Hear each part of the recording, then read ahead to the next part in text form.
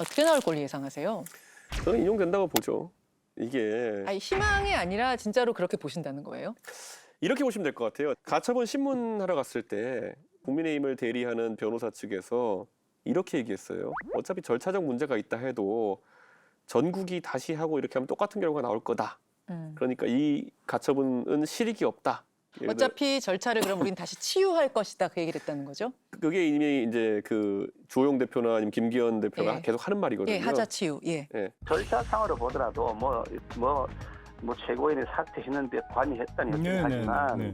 그것도 논리적으로는 말이 안 되는 것인데 그 여부를 떠나서 상임 전국위원회와 정부위원회를 거치면서 그런 모든 문제들에 대해서 다 하자가 치유되었고 그런데 거기에 비해서 재판장님께서는 이 재판이라고 하는 것은 헌법에 있는 정당의 자율권과 그리고 정당의 민주적 운영 간에 우리가 다투는 문제이다.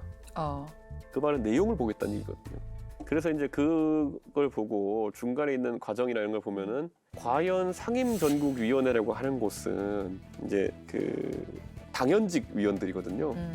근데 거기가 유권 해석의 권한을 가지고 있다는 것은 유권 해석이 뭐냐면 당이 비상 상황인지 아닌지를 판단할 수 있는 권한이 있다는 거는 어떤 의미인지에 대해서 많이 물어보셨어요. 대한민국 역사상 그 권력을 가진 사람이 가장 권력을 안 좋게 쓰는 형태가 뭐냐면 비상 상황을 선포하는 것이에요.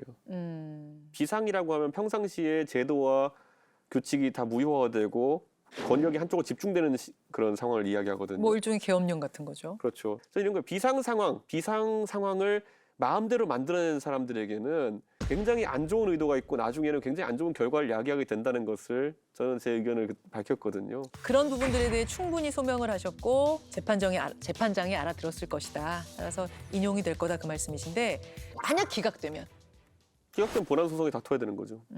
본안 소송도 이미 가기로 하셨고 비대위는 이렇게 지금 굴러가고 있습니다. 아마도 길어야 몇 달 유지될 거고 결국 조기 전대를 치를 것 같은데 전당대회를 그게 이제 올해가 되느냐 아니면 내년이 되느냐 다시 말해서 이 전 대표가 당원권을 회복하기 전에 치르느냐 후에 치르느냐에 따라서 이 전 대표 행보도 좀 달라질 수 있을 것 같은데 당연히 빨리 치르려고 할 거고요. 왜냐하면 절대 반지에 눈이 먼 사람들은 지금 뭐 당이 어떻게 되고 이런 생각은 안 하거든요.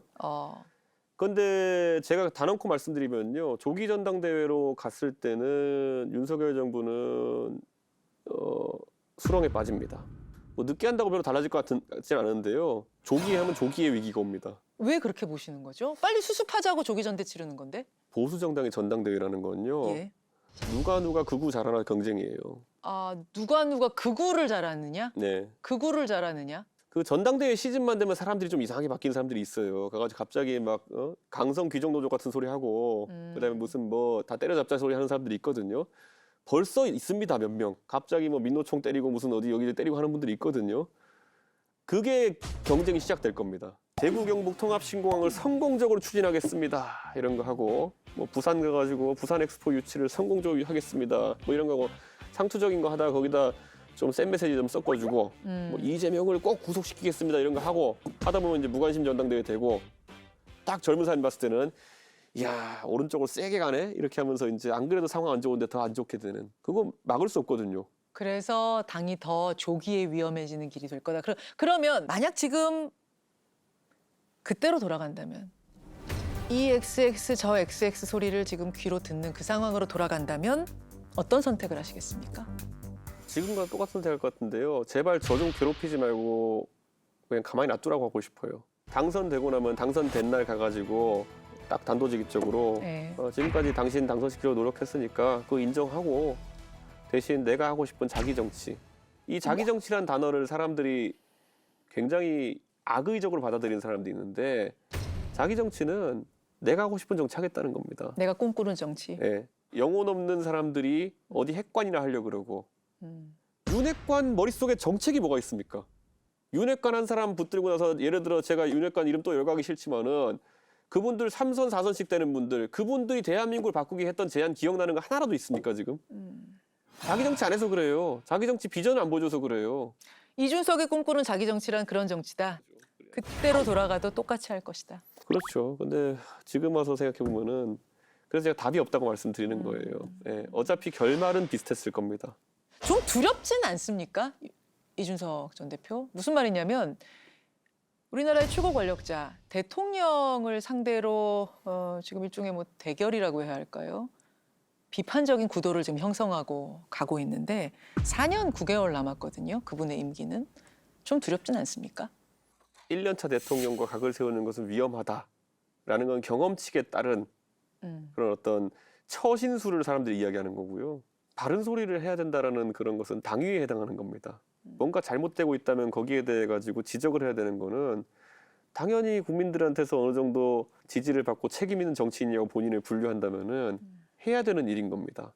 근데 그거를 당위와 그리고 처신의 영역을 구분하면 안 된다 저는 이런 생각을 하거든요. 제가 만약에 이렇게 윤핵관을 지적하고 아니면 대통령의 행보에 대해 지적하는 것이 뭐 사리사욕의 범주에 있는 것이라고 한다면은 그렇게 메시지가 크지 않을 것이고 그게 만약 지금 제가 공적인 영역에서 하는 발언들이라는 식으로 국민들에게 인식된다고 하면은 뭐 크게 문제는 없을 거라 봅니다.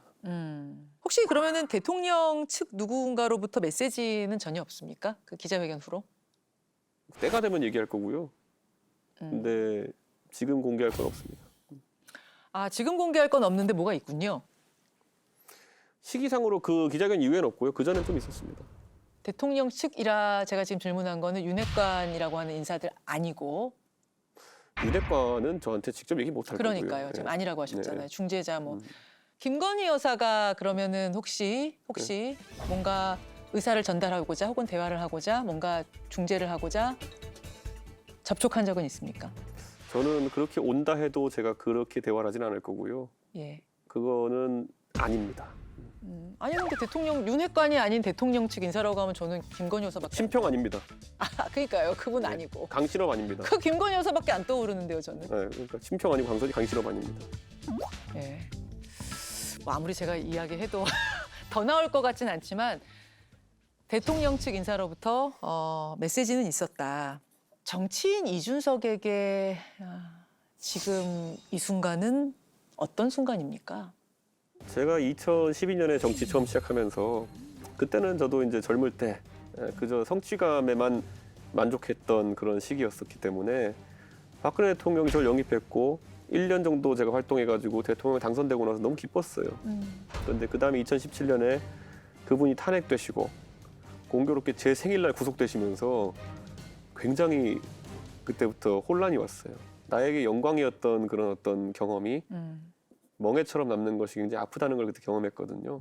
그러면 지금도 저는 제가 당대표를 지내고 거기다가 대선, 지선 승리를 이끌었다는 그런 이야기를 듣지만은 결국에는 이게 언젠가는 멍해로 돌아올 수 있다는 걸 강하게 인식하고 있어요. 아직 4년 9개월 남았거든요. 예. 박근혜 정부는 탄핵만 끝났기 때문에 결과를 되돌릴 수 없는 것이지만은 지금 윤석열 정부는 정신 차리면은 3개월 삐끗한 거고 4년 9개월 동안 양질의 고기 팔면 돼요. 지금 저는 윤석열 정부의 성공이고 뭐고 이전에 아무도 후회 남지 않는 그런 정치를 하고 싶어요. 자, 지금까지 이준석 전 국민의힘 당대표와 함께했습니다.